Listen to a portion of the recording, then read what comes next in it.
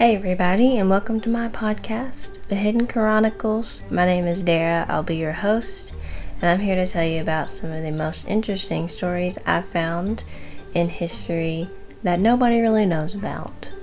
So today, we're going to talk about the Sultana.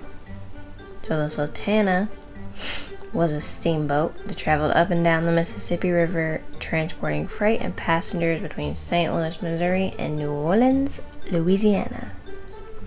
It was built in Cincinnati, Ohio in 1863. And on April 27th, 1865, the Sultana exploded, killing almost everybody on board. So why did this happen? And how did this happen? Let's find out. Here is the lost history of the Sultana. So I'm going to start with a timeline, and we're going to backtrack a little bit. So on April 14, 1865, Abraham Lincoln was assassinated by John Wilkes Booth. We all are familiar with that. And on April 15th, Lincoln passes away from his injuries. And also want to throw this in there, on April 26th, John Wilkes Booth was captured. So remember that. So we're going to start in Cairo, Illinois, where Captain James Cass Mason, the captain of the Sultana, sees the papers coming out about the death of Abraham Lincoln. And Captain Mason wants to be famous for going down in history as the first steamboat that transported the news of Abraham Lincoln's death. So he grabs a whole bunch of these newspapers and he takes off, puts his flag at half-staff on his steamboat, and he leaves going to his destination in New Orleans, Louisiana. Well, he stops in Vicksburg, Mississippi on April 17th. And during his travels here, he had been shouting from the boat to the banks of the river, announcing Abraham Lincoln's death. So he is determined to be the first one to tell this news. Well, he arrives in Vicksburg, Mississippi on April 17th. And when he stops here, of course, first thing he wants to do is tell everybody what has happened to our president. Well, he's approached by Captain Reuben Hatch at Vicksburg, who is a friend of Lincoln, and he's also a Union officer there in Vicksburg. So, despite his friendship with Lincoln, he is not worried about the news about Lincoln. He's got a deal in mind, and he wants to talk to Captain James Mason. So, the deal that he had in mind was, so the government had a prison camp outside of Vicksburg called Camp Fisk, and this is where they agreed to do prisoner exchanges for the prisoners of war that were held during the Civil War. So they had thousands of prisoners right outside of Vicksburg, and the government was offering steamboat captains contracts, and they would be paid if they would transport these prisoners back up north as they go up and down the river. So I believe what they were offering was $10 per officer and $5 for every enlisted man that was transported. So Captain Reuben Hatch has a little, like I said, he's got a deal in mind, and he asked Captain Mason if he wanted to do a contract, and he said he would guarantee him about 1,000 men if he would promise to give Captain Reuben Hatch a percentage of whatever he earned on this transport. So Captain Mason agrees to this, but he says, I have some freight I have to pick up in New Orleans first, so I'm going to go pick that up, and I'll pick up the prisoners on my way back when I stop again. So the deal has been made. Captain James Cass Mason leaves for New Orleans, and he gets there on April 20th. And about this time, the New Orleans Times newspaper had just released this column, and it had a poem on the newspaper, and it was dedicated, this poem was dedicated to Captain Mason as the first steamboat captain of the Sultana to deliver the news of Abraham Lincoln's death. So he got his little moment in history there, because that was his goal. But although that happened for him, he was having trouble getting passengers and freight when he was in New Orleans, so he delays his departure until the next day, which would be April 21st. So he does eventually acquire some passengers and freight, and I'm going to list this off for you because it's a lot of stuff and it's interesting. So on top of 85 crew members that are on the Sultana, he picks up 40 passengers. These are civilians. He picks up 135 tons of sugar, and that was in 225 hogsheads. So if you don't know what a hogshead is basically a wine barrel. So they would use these to store the freight in. So there was 225 of them packed with sugar. He picked up 97 wine boxes of wine, 60 hogs, 40 to 50 horses and mules, and 1 pet alligator. And I know what you're thinking, and I will tell you more about the alligator here shortly. But the point of this list was to show you how much was on the Sultana before he even got back to Vicksburg, right? Okay, so on the way back to Vicksburg, the boiler starts leaking on the Sultana. So they're kind of just barely chugging along, just dilly-dallying back up the river towards Vicksburg, Mississippi. And also during this travel there, Captain Reuben Hatch is still back in Vicksburg, and he is making moves. He's made other offers to other steamboat captains, and he actually, right before the Sultana arrives, he loads up the Olive Branch steamboat with 1,000-something passengers, which were prisoners of war, and he gets a kickback from that.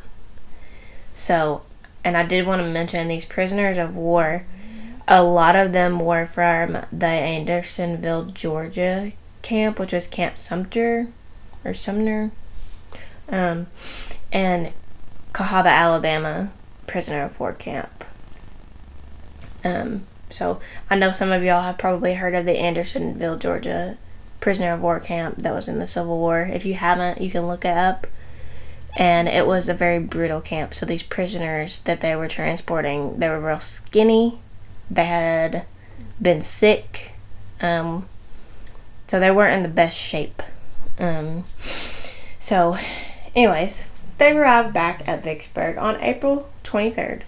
So Captain Mason goes to talk with Captain Hatch immediately when he arrives, while the boilers are being looked at, and so they can get repaired. So, whenever Mason does go to talk to Captain Hatch about this contract, Captain Hatch has some not so great news for him. And he basically tells him, we just loaded up another steamboat with all these passengers. We don't have very many passengers or prisoners that we can give you right now that have been put down in the books and they're ready to go. So Captain Mason gets irritated at this, and he's like, this is a contract. I was promised X amount of prisoners to transport. I'm entitled to these men. So they're kind of having a little argument there. Meanwhile, the boilers are being fixed while this kind of military conversation is going on.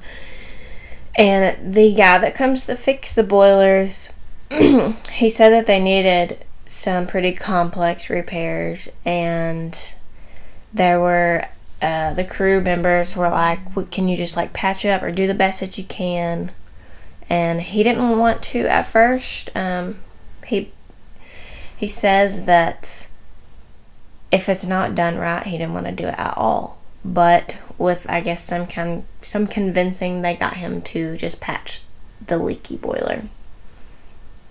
So, back to the military talk. Captain George Williams arrives in Vicksburg, and he learns of the bribes that are going on, the stacking of money from these government contracts, and he doesn't like it. So he wants to get rid of some of these prisoners so they can get all of this over with as quick as possible. So he promises Captain Mason 1,300 to 1,400 men, plus he's going to send an officer and 18 privates, which would act as guards for the prisoners of war on the Sultana all the way back to the north. So what they do is, since they're not in the books, Captain George Williams, he says, we'll just line them up and we'll write them down as they get on board the Sultana. So they are starting to pack the Sultana with as many prisoners as they can. And there is a total of 1,966 officers and men on board the Sultana when it leaves. Vicksburg. So, skip forward a little bit. April 26th, they arrive in Helena, Arkansas, and Captain Mason is getting worried about the prisoners and other passengers shifting around on the Sultana because there's so many people on it.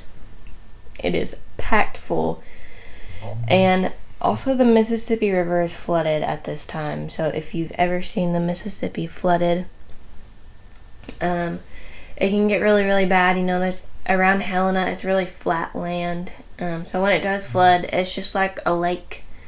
But all the roads are underwater. Houses were half underwater. There was treetops sticking out of the water.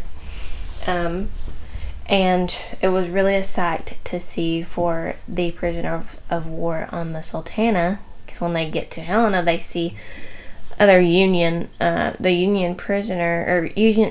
soldiers in Helena. They were using small boats to get around because there was no other way to get around because everything was so flooded.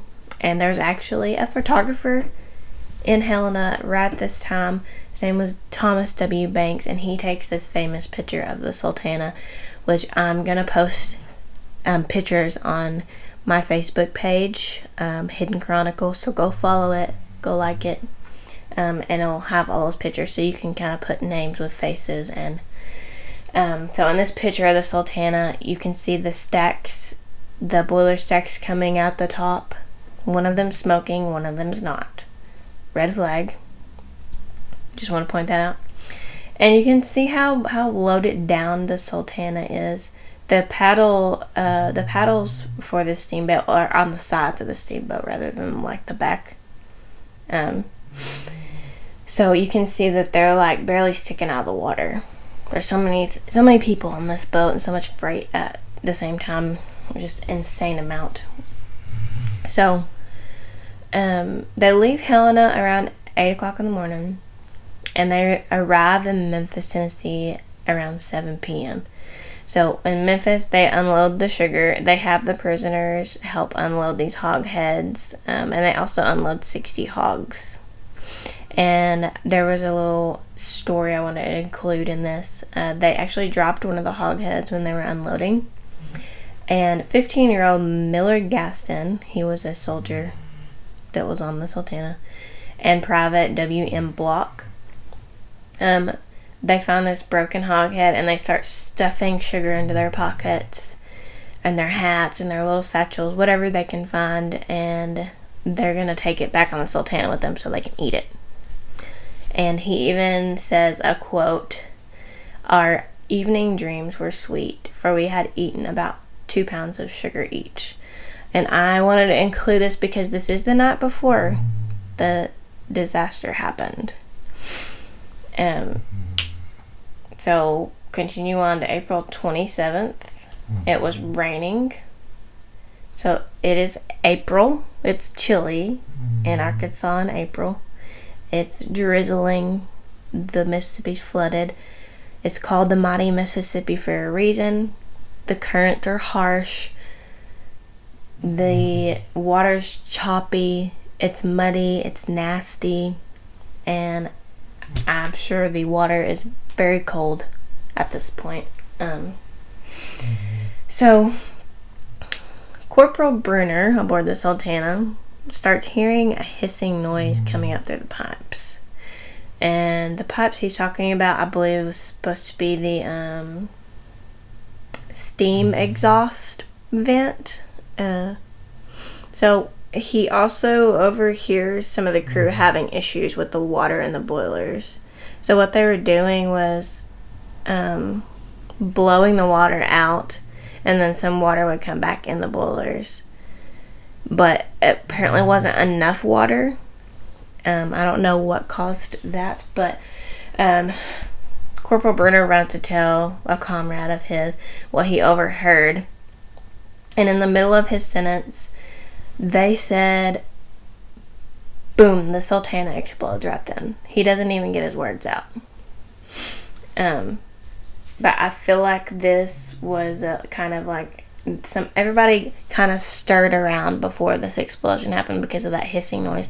So I think everybody was kind of awake and they knew something wasn't right, but I don't think they expected this explosion to happen. So within seconds, the people on the Sultana are wounded or dead. And a lot of them go to the front of the boat. So the wind on this night was blowing. Like I said, it was rainy. So the Sultana catches on fire when it explodes, right? So it explodes the upper decks, the middle, like toward the middle of the boat, including some of the upper decks.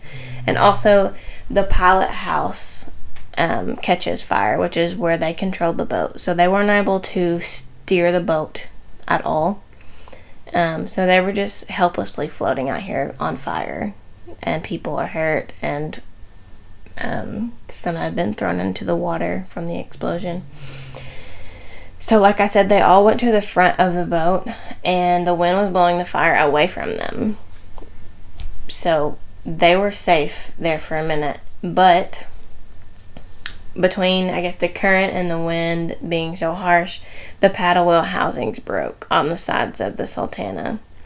And this causes the Sultana to start turning.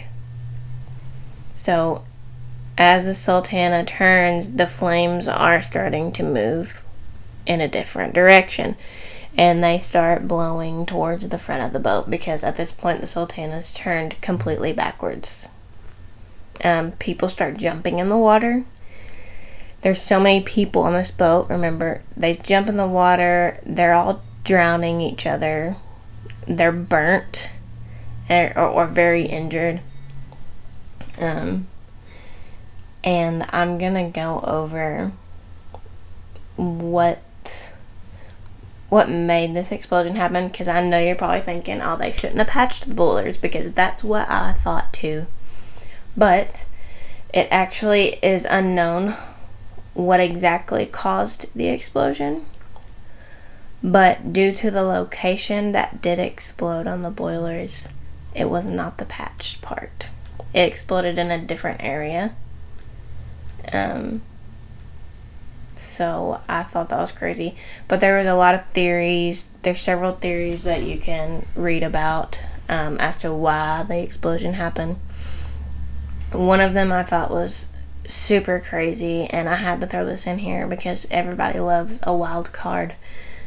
And the very last theory was that somebody from Confederate, I guess, agencies snuck a bomb onto the Sultana, disguised as a piece of coal.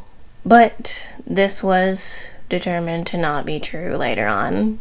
But, you know, there's always got to be some crazy story. So I wanted to include that because I thought it was kind of funny. Even though this is a serious situation. It's not funny, it's serious. Okay, so I want to compare the Sultana and the Titanic real quick, because the Sultana does go down in history to be the worst maritime disaster in United States history. But nobody knows about it. So, the Titanic is well known, and I feel like it would be good to compare, and I'm going to put pictures of comparison sizes of the boats as well on my Facebook.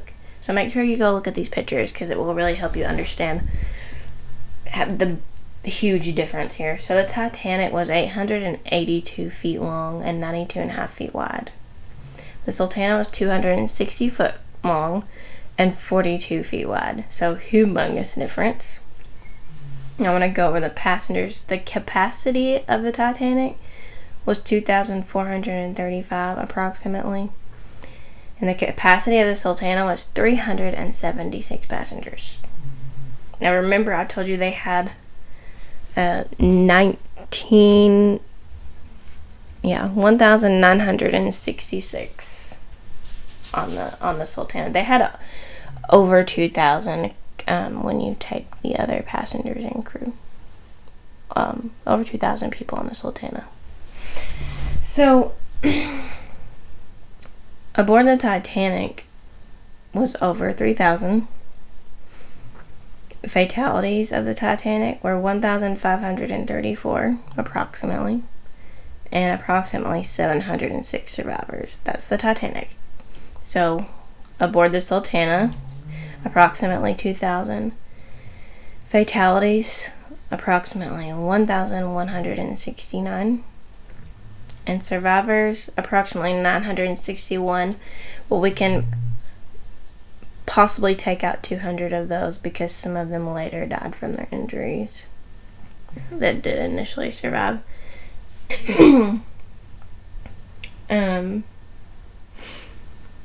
So I have several little facts that we can talk about, and some survivor stories, but I did want to mention the reason why nobody knows about the Sultana. It was the worst maritime disaster in United States history, and it happened here in Arkansas, which is not far from where I reside. So I did go to the museum, and I'll tell you about the museum. But the reason that this is not well known is, first of all, Abraham Lincoln had just been killed. John Wilkes Booth was captured the day before the Sultana disaster.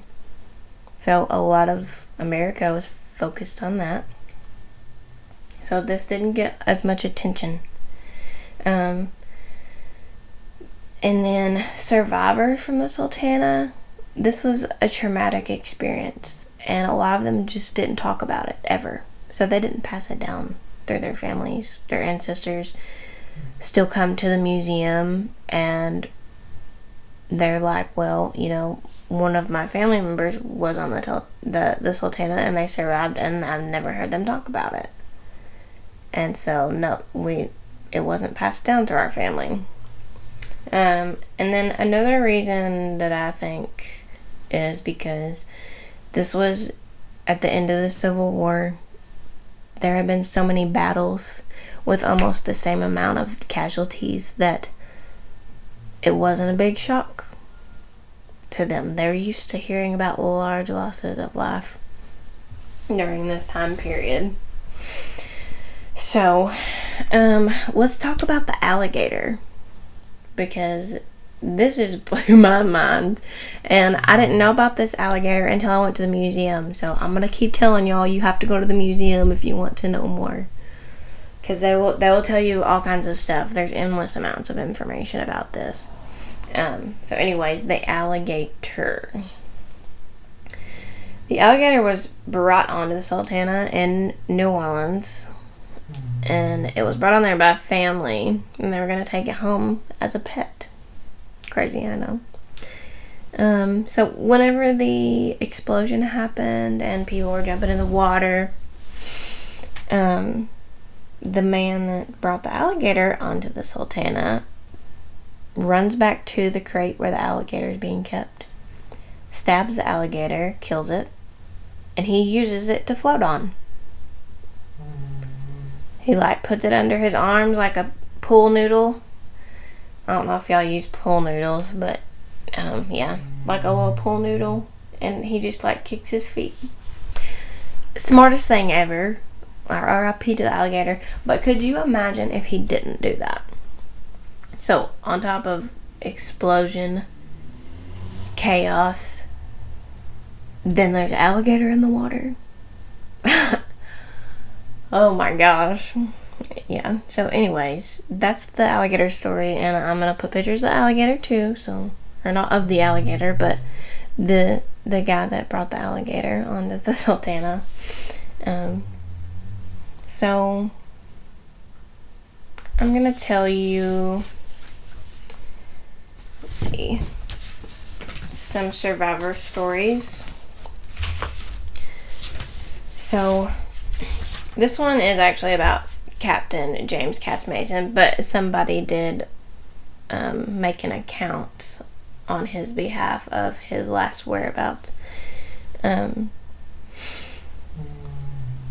So after the Sultana loaded up the sugar, they started upriver, and at the very end, during all the chaos, Captain Mason was seen tearing off pieces of the boat and throwing it into the water for people to float on. And he was last seen at the stern on the lowest deck. He was never seen to leave the wreck, and his body was never recovered. And he was only 34 years old. But Captain Mason was trying to help as many people as he could, and I thought that was great.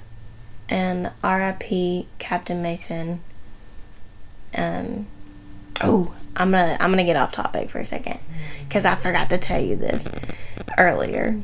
But the famous picture that I posted of the Sultana, if you want to go back and look at that, the little box at the top of the boat is like the captain's house, or where he would steer the steamboat.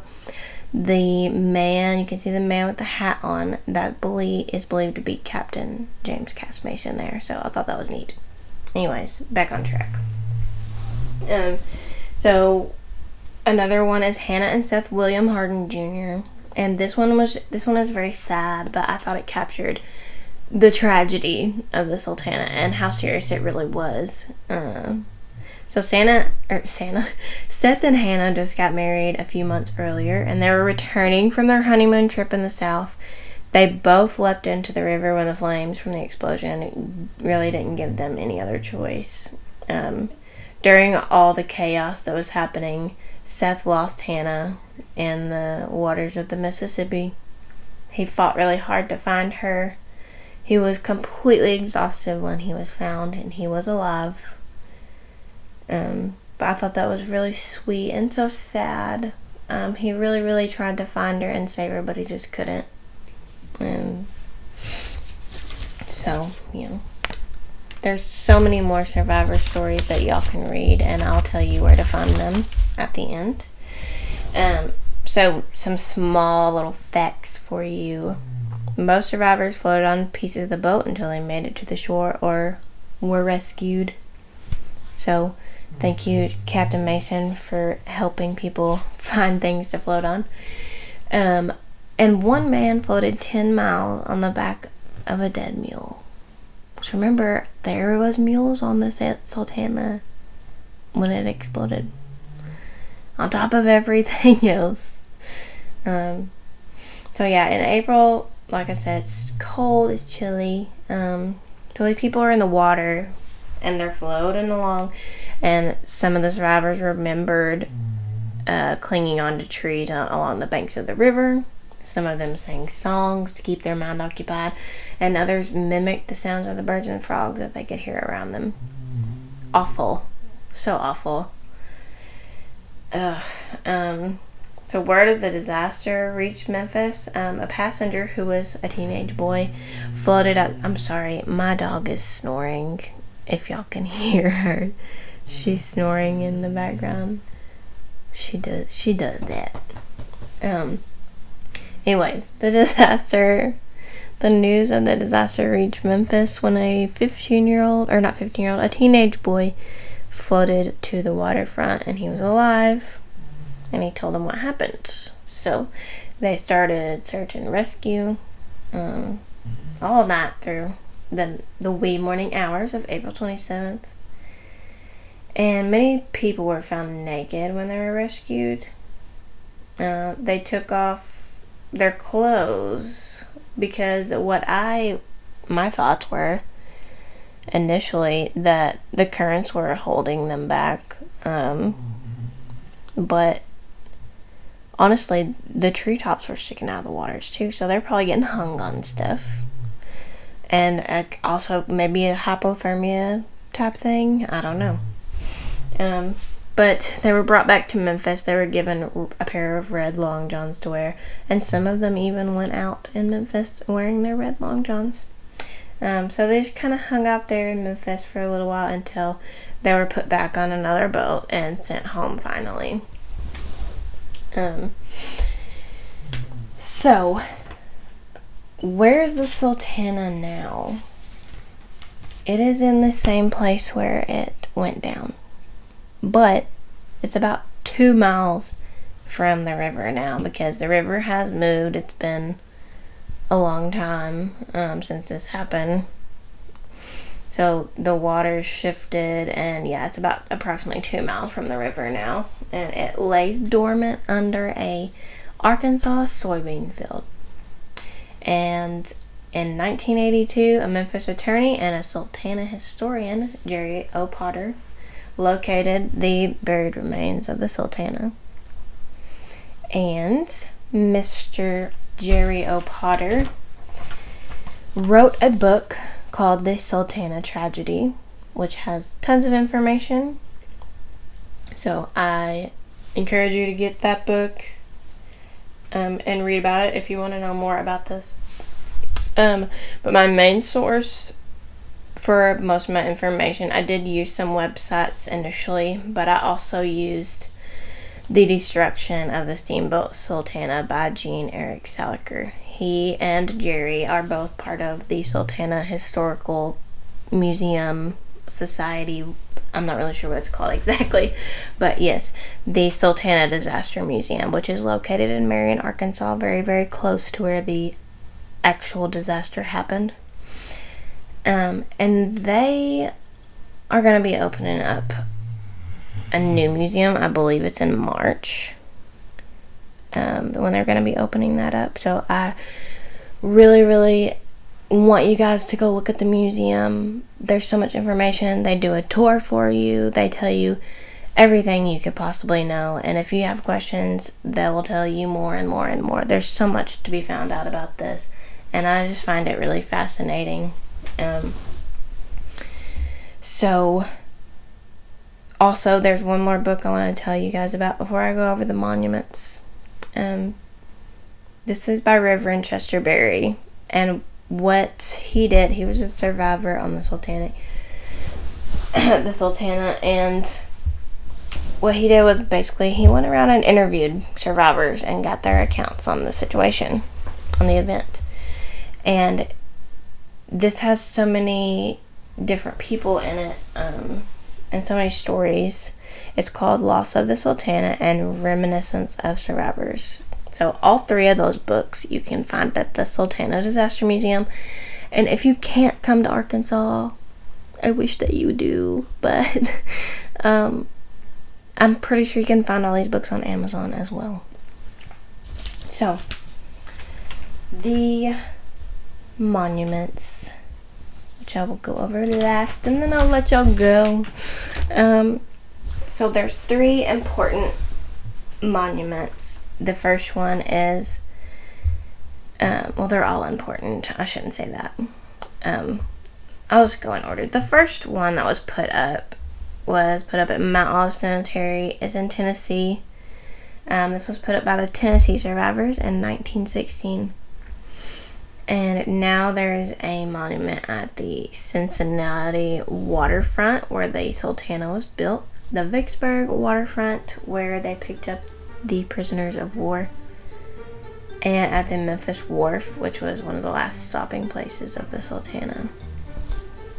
And then there's other monuments throughout the United States if you would like to visit them, if they might be closer to you. I'm just going to list them off because there's quite a few. So, Mansfield, Ohio, Franklin Township, Michigan, Hillsdale, Michigan, Delaware County, Indiana, Adrian, Michigan, Lime Creek, Michigan, Alliance, Ohio, Cuyahoga Falls, Ohio, and then in Marion, Arkansas, which is where the museum is. So, yes, this has been the worst maritime disaster in United States history, the Sultana. And I hope that you take this information and you run with it and you want to learn more about it, because I find it very fascinating and interesting. And please listen to my next episode. I have another interesting story to tell you. So I'll see y'all next time, and thank you. Bye.